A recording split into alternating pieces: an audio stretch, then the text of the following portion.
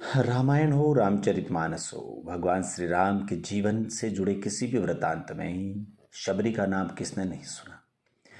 शबरी जाति से एक भील जाति की थी, किंतु उसके हृदय में भगवान की सच्ची भक्ति इतनी भरी हुई थी कि वह बाहर से जितनी कुरूप दिखती थी वह अंदर से उतनी ही सुंदर, पवित्र और स्वच्छ थी।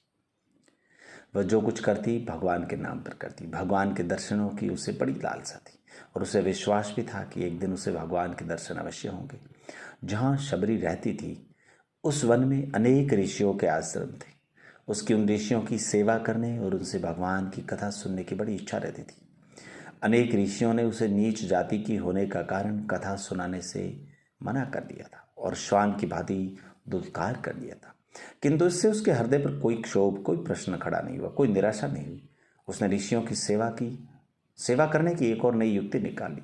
वह प्रतिदिन ऋषियों के आश्रम से सरिता तक का पथ बुहार कर कुछ कंटकों से रहित कर देती थी और उसके उपयोग से जंगल से लकड़ियां काटकर आश्रम के सामने रख देती।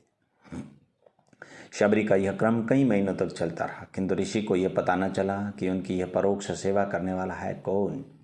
इस गोपनीयता का कारण यह कि शबरी आधी रात रहे ही जाकर अपना काम पूरा कराया करती थी। जब वह कार्यक्रम बहुत समय तक अविरल रूप से चलता रहा तो ऋषियों को अपने परोक्ष सेवक का पता लगने की अति जिज्ञासा होती।